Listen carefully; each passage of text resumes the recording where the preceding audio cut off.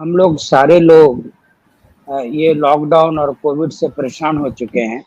And being an nephrologist I can understand the pain and suffering of these kidney patients.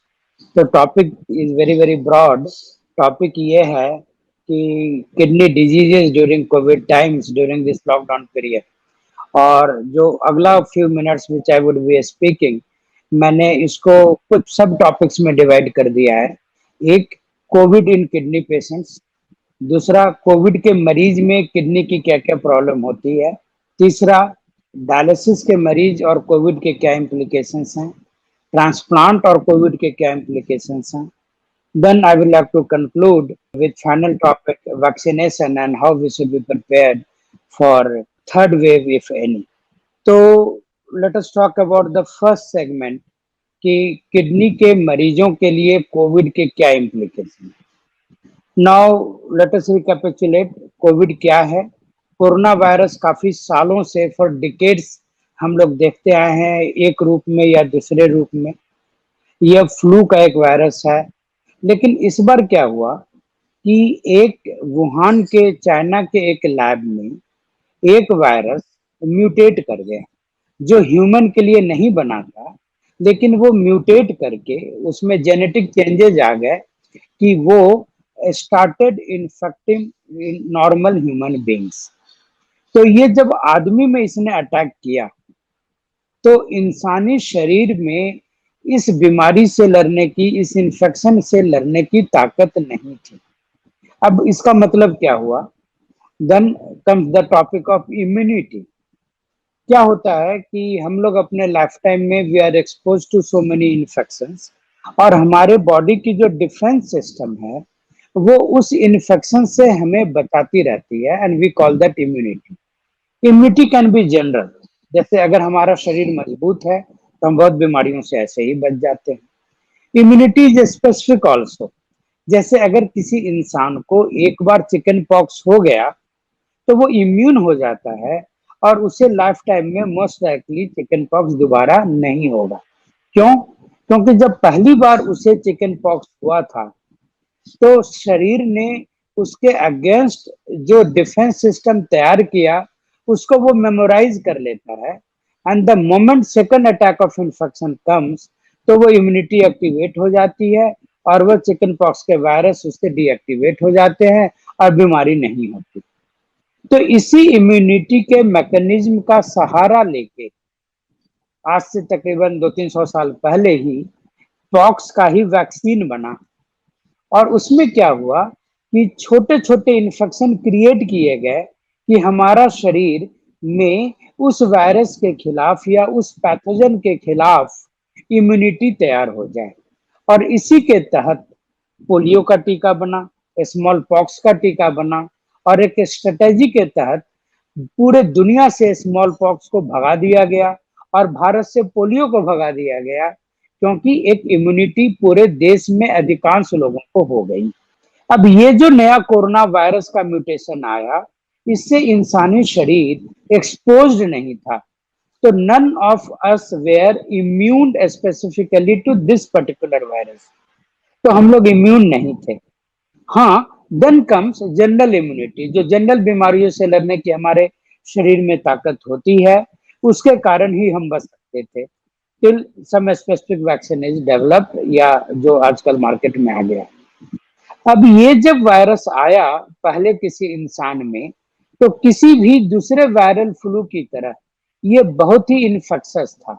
ये हमारे सांस से जो कण निकलते हैं, ड्रॉपलेट्स निकलते हैं, उसके थ्रू हवा के माध्यम से फैलने लगा। तो एक इंसान बीसियों को इन्फेक्शन फैला सकता है, और वो बीसियों लोग फर्दर बीसियों को फैलाएंगे, और ये वायरल स्प्रेड से पूरे दुनिया चपेट में आ गई। और चूंकि हमारा डिफेंस मैकेनिज्म स्ट्रांग नहीं था, तो कुछ लोगों में यह वायरस ने लाइफ थ्रेटनिंग निमोनिया किया और जानलेवा भी हो गई। भारत में पिछले साल मार्च अप्रैल के बाद ये बीमारी धीरे धीरे बढ़ने लगी, और सितंबर में तकरीबन 25 सितंबर के आसपास हमारे केसेस पीक कर गए, और उस टाइम में प्रॉब्लम हुई।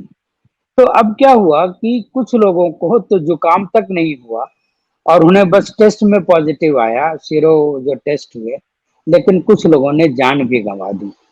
तो हमारी अपनी इम्यूनिटी, जो जनरल इम्यूनिटी है, अगर वो स्ट्रांग थी तो वो लोग बीमारी से बच गए।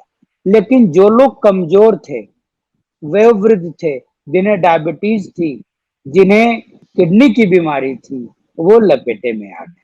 तो किडनी के बीमार लोगों में, किडनी के मरीजों में यह बीमारी ने थोड़ा सा विकराल रूप ले लिया। और जब पहली बार ये हम लोगों के यूनिट में वायरस आया और डायलिसिस का एक मरीज पॉजिटिव हुआ तो बहुत पैनिकी हो गया था। बट समहाउ और अदर हम लोगों ने उससे निजात पा ली। तो मैं यहाँ पे किडनी के मरीजों को एक बात बोलना चाहूंगा कि बहुत बार किडनी मरीज क्रिएटिनिन के लेवल को देखकर उलझ जाते हैं और उनकी पूरी जिंदगी ऑब्सेस हो जाती है towards that particular creatinine value. मान लो किसी का 2 क्रिएटिनिन है, अब वो डर के दाल भी बंद कर देंगे, नॉनवेज एकदम बंद हो जाएगा, सारा कुछ खाना बंद कर देंगे। इतना वो अपने आप को कमजोर बना लेते हैं कि परहेज के बल पे उनका क्रिएटिनिन सो कॉल्ड बेटर तो हो जाता है, लेकिन उनका शरीर बहुत कमजोर हो जाता है। लेकिन दूसरी तरफ जो किडनी के मरीज नियमित इलाज करा रहे हैं, परहेज कर रहे हैं, प्रॉपर दवाइयां ले रहे हैं, क्रस्ट जैसी दवाइयां ले रहे हैं, उनका हीमोग्लोबिन अच्छा रहेगा और उनका खान पान अच्छा रहेगा और उनकी इम्यूनिटी भी इंटैक्ट रहेगी। तो क्रिएटिनिन जिनका हाई है, वह मरीज डर के कारण जो अत्यधिक परहेज करके अपने आप को इम्यूनो कम्प्रोमाइज बना लेते हैं, वो लोग ज्यादा चपेटे में आते हैं। And they should now learn to be in touch with their nephrologist कि कमजोर किडनी के बावजूद उनके शरीर को कैसे स्ट्रांग रखा जाए। तो अभी भी यह हमारे लिए समझने का मौका है कि क्रिएटिनिन पर से सोल एम नहीं है नेफ्रोलॉजिस्ट के लिए। हमारे लिए मरीज को एज ए होल देखना है। और किडनी के कमजोर मरीज जिनकी किडनियां कमजोर हैं, तो इट इज पॉसिबल कि परहेज और दवाइयों के साथ उनको स्वस्थ रखा जा सके। And that is what we nephrologist keep on doing. So यही वजह थी कि कितने किडनी के मरीज भी कोविड में बीमार होकर के भी सुरक्षित वापस आ गए। अब बात करते हैं कोविड कैसे किडनी को तंग करती है, दूसरा सेगमेंट। तो कोविड के इन्फेक्शन में भी यूरिन में प्रोटीन का लीक होना आम बात, 30 to 40% केसेज में ऐसा होता था। एंड नंबर टू, क्रिएटिनिन का बढ़ना या acute kidney injury was also very very common in Covid. And 5 to 10% लोगों में कोविड के कारण किडनी फेलियर हुआ है। Not only this, treatment of Covid जो खासतौर पे रेमडेसिविर था, उसका एक मेटाबोलाइट बन जाता था जो कि किडनी इंजरी करती थी। तो दवाइयों से भी किडनी फेल होती थी। और जो बाद में सेकंड वेव में हम लोगों ने ब्लैक फंगस और इन चीजों का नाम सुना, तो ड्रग्स लाइक एम्फोटेरिसिन बी जो इसके लिए दिया गया, दैट वाज आल्सो नेफ्रोटॉक्सिक। तो दैट इज हाउ कि कोविड के कारण भी किडनी की प्रॉब्लम हुई। और there is a condition called acute NCKD, जिनकी किडनी कमजोर थी, जिनकी क्रिएटिनिन 4 5 6 थी, अगर उनको कोविड हो गया तो बहुत बार देखा कि for that period of time उनकी किडनी फेलियर में चली गई, उनको डायलिसिस की जरूरत पड़ी। और डायलिसिस करने के बाद जब once the COVID get settle down, then उसके बाद बहुत लोग डायलिसिस से फ्री भी हो गए और उनका क्रिएटिनिन जो जम किया था वो वापस नॉर्मल भी आ गया। तो कोविड भी किडनी इंजरी कर सकती है। That was the second segment. Now third segment था कि डायलिसिस में हम लोगों ने कैसे नैया पार लगाई। तो शुरू में तो बहुत पैनिक ही था कि एक पेशेंट से दूसरे पेशेंट को इन्फेक्शन ना हो जाए, because most of the centres में dialysis is a shared thing, same machine same technician multiple लोगों को हैंडल करते हैं। तो वहां पे जो कोविड अप्रोप्रिएट बिहेवियर था वही काम आया। और आई एम प्राउड कि ड्यूरिंग कोविड पीरियड हमने अपनी डायलिसिस यूनिट एक दिन भी बंद नहीं रखी। And we never denied treatment to COVID patients. Day one से कोविड पेशेंट के लिए हम लोगों ने आइसोलेशन फैसिलिटी रखा और उसके कारण nobody died because of lack of care. तो डायलिसिस, इट इज पॉसिबल कि कोविड अप्रोप्रिएट बिहेवियर को फॉलो करते हुए, पीपी किट का इस्तेमाल करते हुए हम कोविड से अपने डायलिसिस के पॉपुलेशन को बचा सकते हैं और जिन्हें कोविड हुआ उनको ट्रीट भी कर सकते हैं। नाउ फोर्थ सेगमेंट है ट्रांसप्लांट और कोविड।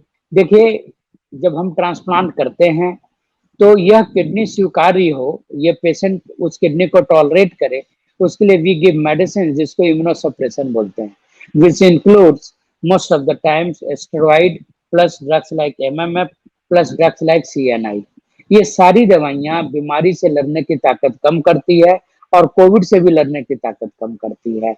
तो एक्टिव ट्रांसप्लांट शुरुआती 5-6 महीने हम लोग नहीं कर पाए बिकॉज ऑफ दैट फियर, लेकिन बाद में जब बीमारी थोड़ी शांत हो गई, स्पेशली आफ्टर सितंबर, तो most of the centres including our centre started doing kidney transplant, precautions लिया और हम लोग सफल किडनी ट्रांसप्लांट कर पाए।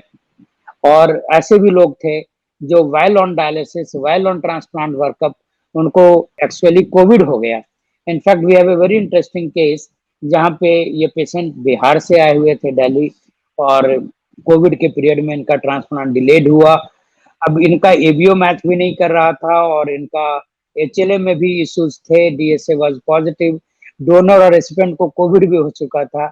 लेकिन one the disease settled, finally we were bold enough कि बाद में उसको ट्रांसप्लांट किया, and I am happy that outcome was very very good.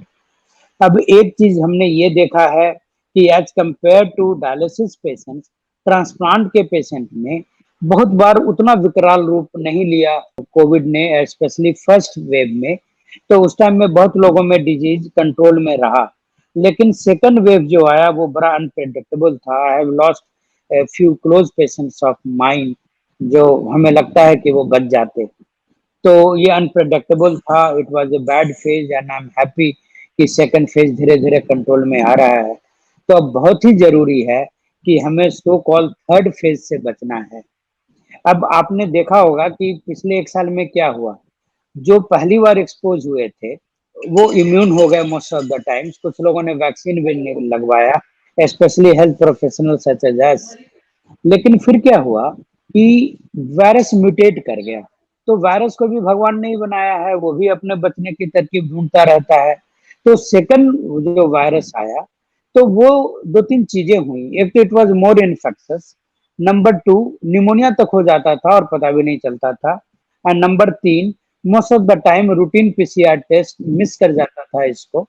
तो दे मिस की है, तो देयर वर मेनी पीपल जो पीसीआर नेगेटिव थे और एक्चुअली सिटी में पता चला कि उनको कोविड है। इसके अलावा the disease was very very severe and it was unpredictable. और अनलाइक लास्ट टाइम, जिस टाइम क्या हुआ कि सितंबर के बाद जब पीक कम हुए तो most of the Indian people became callous, they started holidaying, वो मार्केट में जाने लगे, and they forgot covid appropriate behaviour. तो उसके कारण क्या हुआ कि most of this people got infected all of a suddenly. तो सो मच सो कि the entire health structure overwhelm हो गया and it collapse, and many people died because of lack of care. That was very unfortunate, but good thing is कि after a peak of 4 lakh cases ये peak down हो गया, and I am very happy कि फिलहाल last 2 weeks में फरीदाबाद में at least cases इक्के दुक्के हैं, बेसिकली ये रिसीड कर रहा है। लेकिन अब क्या होगा कि अगर वायरस फर्दर म्यूटेट करता है, तो people who are not yet exposed to the disease, especially children, they are likely to get exposed। और इस बार हमने देखा कि सिम्टम्स फर्स्ट वेव की तुलना में थोड़ा डिफरेंट थे, तो हो सकता है कि थर्ड वेव में ये डिफरेंटली करे।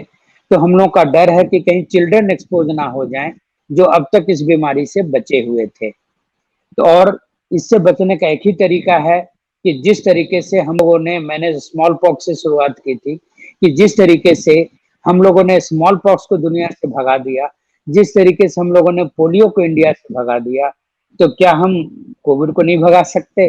तो आंसर है वैक्सीन। अब वैक्सीन अगर हम लगा लेते हैं तो सीरो कन्वर्सन में पाया गया है कि 60 to 70% of Indian people are already have been exposed, और वो प्रोबेबली इम्यून हो चुके हैं। बचे 30% अगर वैक्सीनेट हो जाए, तो अगर क्लोज टू 100% लोग इम्यून हो जाते हैं तो बीमारी वैसे ही भाग जाएगी जैसे पोलियो भाग गया था। लेकिन इसमें प्रॉब्लम क्या आ रही है कि एक वैक्सीन को डेवलप करने में नॉर्मली 10 to 15 ईयर्स लग जाते हैं, लेकिन because of urgency of the situation many vaccines were developed in a very very urgent manner. 1.5 साल के अंदर उन्हें लाइसेंस दे दिया गया। तो देर आर चांसेस कि कुछ इश्यूज हैं, लेकिन अप्रीहेंसिव होने की जरूरत नहीं है। मैं हमेशा कहता हूं अपने पेशेंट्स को कि कोविड के साइड इफेक्ट से कोविड वैक्सीन के साइड इफेक्ट मच लेस हैं, तो when you have to choose between the two choose vaccine. लेकिन हो सकता है कि वैक्सीन की एफिकेसी धीरे धीरे कम हो जाए। जैसे एक स्टडी था कि जो चाइनीज वैक्सीन है वो धीरे धीरे उसके एंटीबॉडीज रिसीड करने लगते हैं, तो now those people are talking about booster. But Indian vaccine, कम से कम गुड न्यूज है कि both the vaccine have shown efficacy of more than 70%, और even for variants delta virus के प्रति भी उनकी उनके एफिकेसी है। तो अगर हम वैक्सीन ड्राइव को डिले कर दें, अगर हम वैक्सीन के लिए आगे ना आए और वायरस म्यूटेट कर गया, तब तो डेफिनेटली थर्ड वेव आएगा और बुरा आएगा। तो अभी तो कहीं कहीं पे कुछ केसेस बढ़ भी रहे हैं, तो लोगों को डर लग रहा है कि प्रोबेबली थर्ड वेव ऑलरेडी आ गया। तो वो डर के माहौल से निकल करके हमें बोल्ड होना होगा, कोविड अप्रोप्रिएट बिहेवियर को मेंटेन करते रहना होगा और वैक्सीन को अपनाना होगा। एंड जब most of us are immune, then probably because of the herd immunity, polio की तरह यह बीमारी भी शांत हो जाएगी।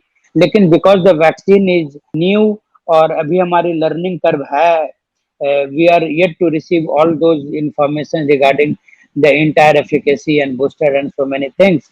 सो कोविड अप्रोप्रिएट बिहेवियर को वैक्सीन लगाने के बाद भी फॉरगेट नहीं करना है। तो आई थिंक कि लास्ट 17 मिनट्स में मैंने continuously I tried to touch all the aspects related to COVID, lockdown and kidney patients. I hope कि this was of some use to our listeners. फिर भी I hope there might be some queries and questions. उसके लिए your questions are welcome. आप सवाल पूछ सकते हैं। धन्यवाद। Thank you. Okay, the question is few people are affected by two variants.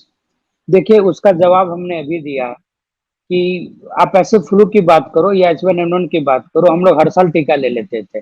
तो होता क्या है कि वायरस अपना म्यूटेशन करता रहता है, they keep on changing their structure.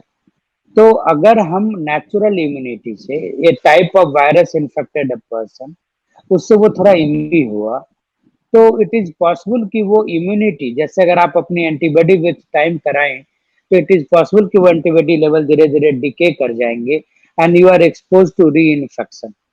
तो हो सकता है कि सेम स्ट्रेन ऑफ वायरस या some other strain of virus patient को री इन्फेक्ट कर जाए, और ये कॉमन है। जैसे I talked about chicken pox, एक बार टीका होता है तो most likely the disease doesn't recur, but बहुत सारी बीमारियां हैं जैसे डेंगू दोबारा हो सकती है। तो ये depends on that kind of immunity develop by the person, because हमने जो इम्यूनिटी डेवलप किया that develop against a particular protein of A virus, but जिसके अगेंस्ट इम्यूनिटी हुई, even that component was changed by the virus due to the mutation. So it is possible कि a person gets infected again second time, third time, और वो different strain तो उसको effect कर सकते हैं। So that is just because of inappropriate immunity or incomplete immunity raised in that particular person. Sir, we have one more question. Which is the best vaccine for kidney patients? देखिए मैं इसमें यही कहूंगा कि what ever is available, already Indian people ने अपना harm बहुत कर लिया है। मेरे को अच्छे तरीके से याद है जब ये वैक्सीन ड्राइव स्टार्ट हुआ था फरवरी में, तो वाइल्स खाली रह जाते थे, लोग नहीं आते थे, और विद हेल्थ वर्कर्स वॉलंटियर्ड कि हम लोग टीका पहले लगाएंगे। तो नोइंग इंटर फैक्ट्स, हमारे हॉस्पिटल में जो भी अवेलेबल था, कोवैक्सीन अवेलेबल था तो कोवैक्सीन लगवा लिया, कोवाशील्ड अवेलेबल था तो लोगों ने कोवाशील्ड लगवा लिया। तो देखिए अगर प्रॉस एंड कॉन्स देखें, ये कोई फ्रिज खरीदने तो जा नहीं रहे हैं कि हम एक फ्रिज को दूसरे फ्रिज से कंपेयर कर रहे हैं। अर्जेंसी ऑफ द सिचुएशन को देखते हुए वॉट एवर वैक्सीन आपको मिल जाए वो लगवा लीजिए। अब क्या होता है कि आजकल सोशल मीडिया का जमाना है, कहीं भी कुछ भी होता है ना, वो न्यूज वायरल हो जाता है। फॉर एग्जाम्पल कहीं पे अगर क्लॉटिंग टेंडेंसी दिखी कोवाशील्ड के वेरिएंट से, तो लोग थोड़ा कोवाशील्ड से डरने लगे। अब अगर बहुत बार ये इशू हो गया कि अगर आपका इंटरनेशनली आप ट्रैवल करना चाहते हैं, तो विच vaccine is actually accepted by foreign countries, लेकिन अभी तो ट्रैवल भी रेस्ट्रिक्टेड है। बाद में गवर्नमेंट ऑफ इंडिया ने प्रेशर दिया, तो दोनों वैक्सीन के साथ कोई इशू नहीं है। तो ओवरऑल आप ऐसे देखें कि दोनों वैक्सीन 60 to 70% हमें ये दे रही है प्रोटेक्शन, और इसके अलावा साइड इफेक्ट दोनों में मिनिमल हैं। और आप इस बात को समझें कि अगर हम ज्यादा वेट करेंगे और वायरस म्यूटेट कर जाएगा तो दोनों वैक्सीन की एफिकेसी कम हो जाएगी। तो rather than choosing one between the other, अब तो स्पुतनिक भी आ गया है, तो actually what ever is available get it done, ज्यादा दिमाग ना लगाएं। ये इसमें टाइम जो है that is very very important, getting vaccinated early. अगर आप अच्छा वैक्सीन जो अभी एफिकेसी रखता है 70%, और अगर उसके लिए आप 2 महीना वेट करते हैं तो बाय दैट टाइम वो भी बुरा हो जाएगा। और हर जगह इन एवरी कंट्री लोगों ने बहुत अफवाह उड़ाई हैं। फॉर एग्जाम्पल यहाँ कोवाशील्ड और कोवैक्सीन में एक दूसरे के प्रति लॉबिंग हो गई। और अगर हम यूएस की बात करें तो वहां पे देयर वाज अ लॉबी जहां नर्सेज ने रिफ्यूज कर दिया कि मैं फाइजर की दवा नहीं लगाऊंगी क्योंकि इससे इनफर्टिलिटी होता है। तो अफवाहों से बचें, and every vaccine which ever is roll is actually the best. So ये मैक्रो डिसीजन में अपने आप को इन्वॉल्व नहीं करें। Thank you. Sir, we have one more query. This people are getting affected with blood clots because of Covishield. देखिए यही मैं कहना चाह रहा था कि इस तरीके के न्यूज बहुत बार हाईलाइट हो जाते हैं। आप ऐसे सोचो, एक डॉक्टर एक्सपायर कर गए अनफॉर्चुनेटली इन साउथ, और उससे इतना हुआ मच गया पूरे इंडिया में कि एक patient died of vaccine. People forget कि we are talking about covid. तो कोविड वैक्सीन का खतरा कोविड के खतरा से कहीं कम है। अगर हम कोविड के पैथोफिजियोलॉजी की बात करें तो कोविड हार्म कैसे पहुंचाती है, by altering the clotting mechanism. इसीलिए आपको पता होगा कि जब किसी को कोविड होता है तो रूटीनली खून का थक्का ना हो, इसके लिए दवाइयां दी जाती हैं, हेपरिन ग्रुप मेडिसिन दी जाती हैं। तो वैक्सीन क्या है? वैक्सीन माइक्रो कोविड है। We are trying to create minor infection in artificial manner, जिससे कि ये प्रॉब्लम घातक ना हो और इम्यूनिटी हो जाए, बीमारी ना हो। तो वॉट एवर लिटिल क्लॉटिंग या thromboembolism has been reported in Covishield, वो क्लिनिकली रेलेवेंट नहीं है। और आज के डेट में तो बिल्कुल नहीं है, जब people have actually got vaccinated in lakhs and lakhs. तो लाखों की संख्या में वैक्सीन लगाने के बाद अगर एक दो रिपोर्ट आते हैं, दैट इज मैनेजेबल। तो आई थिंक कि ये ओवर हाइप साइड इफेक्ट ज्यादा है और that must be ignore. And Covishield के लिए इस तरीके का अप्रिहेंशन रखना एडवाइजेबल नहीं रहेगा। Thank you. Sir, one more question is there. Maybe a different question. Sir, swelling in legs is due to CKD only? या देखिए यहाँ पे I would like to tell कि खैर this is not related to covid but this is still important question. Swelling normally means कि हमारे body में पानी ज्यादा है and because the water gravitates down, तो पैरों में स्वेलिंग दिखेगा। तो अगर पानी ज्यादा है, इसके कॉमन रीजन में one of the reason is kidney dysfunction. तो अगर किडनी कमजोर है तो there would be tendency towards swelling. लेकिन there are so many other reason for swelling. For example, अगर हमारे वेन्स खराब हैं तो ब्लड वेसल जिसके थ्रू पैरों का पानी ऊपर आता है, अगर उसके वाल्व खराब है देन ऑल्सो देयर में बी स्वेलिंग। प्रेगनेंसी में स्वेलिंग होती है, थायराइड में स्वेलिंग होती है, हार्ट की बीमारियों में स्वेलिंग होती है, लीवर की बीमारियों में स्वेलिंग होती है।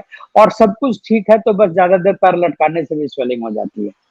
So all swelling cases are not necessarily because of chronic kidney disease, but swelling of legs are definitely one of the important sign and symptoms of CKD. तो अगर किसी को swelling है तो जितनी बीमारियों का मैंने नाम लिया that must be ruled out by appropriate investigation in consultation with your physician or nephrologist. हाँ, अगर swelling हो और आपका नेफ्रोलॉजिस्ट ने आपको क्लीन चिट दे दिया कि it's okay, then it's okay. लेकिन rather than doing self medication, it's better कि अगर स्वेलिंग है तो आप किडनी चेक करा लें। दूसरा एक इशू और है कि all CKD may not lead to swelling. जैसे कि एक बीमारी होती है जिसे क्रोनिक इंटरस्टिशियल नेफ्राइटिस बोलते हैं, जिसमें actually the power to concentrate urine is gone. So it is possible that patient is having very poor kidney function, maybe only 10 to 15% of kidney function, but because urine concentrating mechanism is gone, that's why he is passing good amount of urine output. तो people like especially एक polycystic kidney disease बीमारी है जिसमें CKD तो होता है लेकिन पैरों में स्वेलिंग नहीं होती। उसी तरह बहुत सारे किडनी फेलियर के हैं, क्रोनिक इंटरस्टिशियल नेफ्राइटिस का मैंने नाम लिया, जहां स्वेलिंग नहीं होगी। तो to summarise, swelling is an important sign and symptom of CKD, but there may be other reasons of CKD, and it is possible that CKD is there, but swelling might not be there. But all people with swelling must be evaluated for kidney function. Thank you. So one more question is, can younger people will have CKD? If so, how to detect earlier? ये मेरा again this is my favourite question. देखिए, सबसे पहले आप ये समझो कि CKD क्या है। It's chronic kidney disease. Most of the times any chronic thing starts in an acute manner.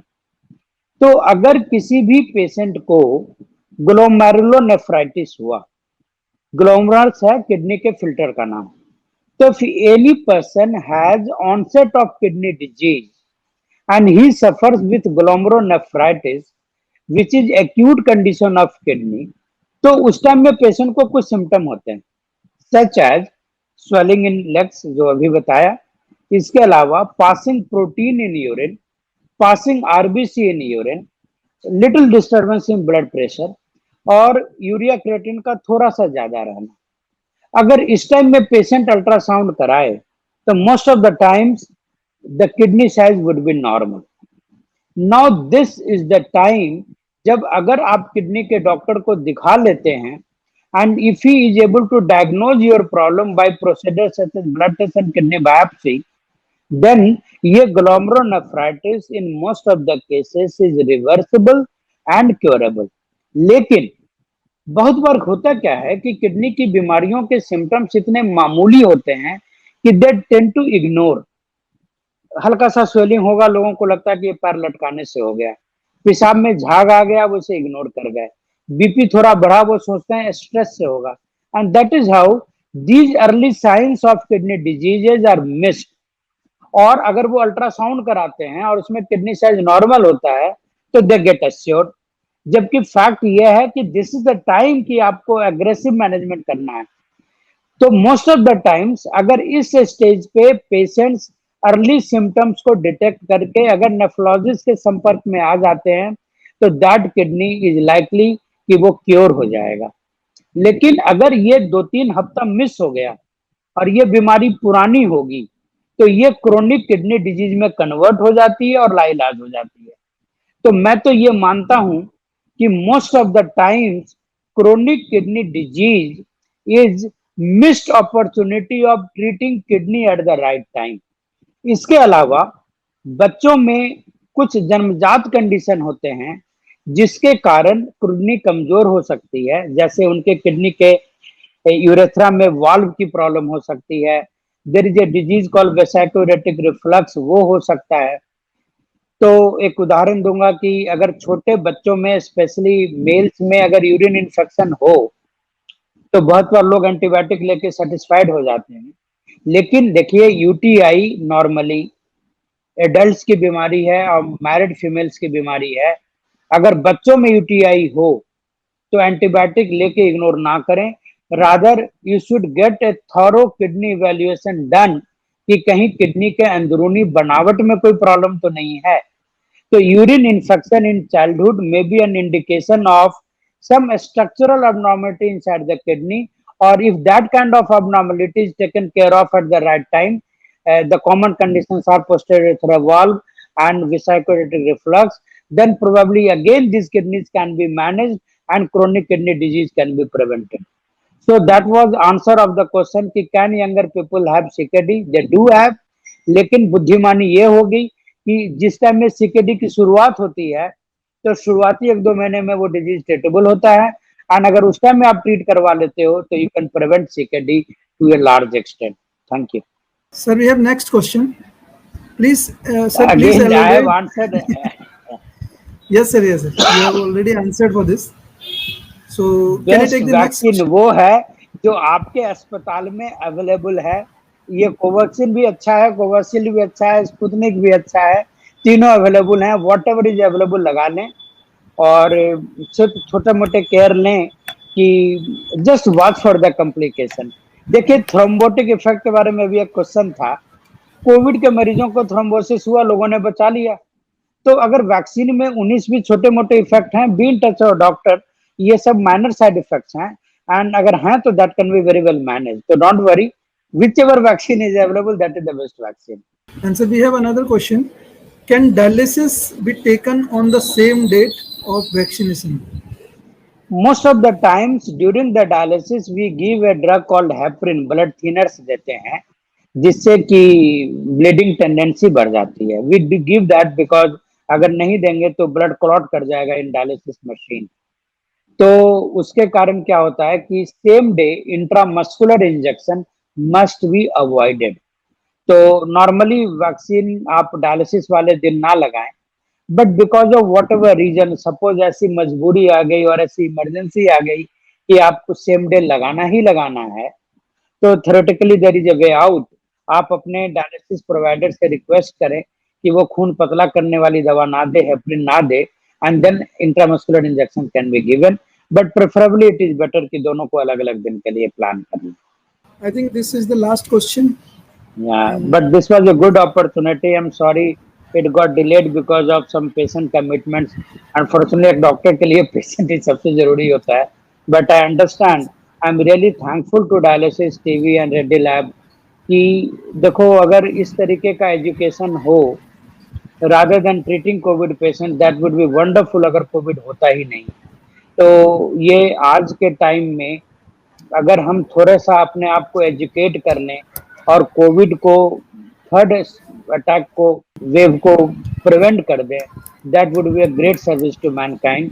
And एक दो क्वेश्चन जो पूछे गए, आई एम रियली हैप्पी कि बहुत बार हमारे पास पेशेंट्स इतने लेट आते हैं कि वी रेग्रेट कि थोड़ा पहले आ जाता। तो किडनी के बीमारियों को शुरुआती स्टेज में ही क्योर किया जा सकता है और उस स्टेज पे अगर आप ना थोड़ा विजिलेंट रख के डॉक्टरों को इन्वॉल्व करें तो दैट वुड बी बेटर। तो really it was an good opportunity and I am grateful to dialysis TV and ready lab.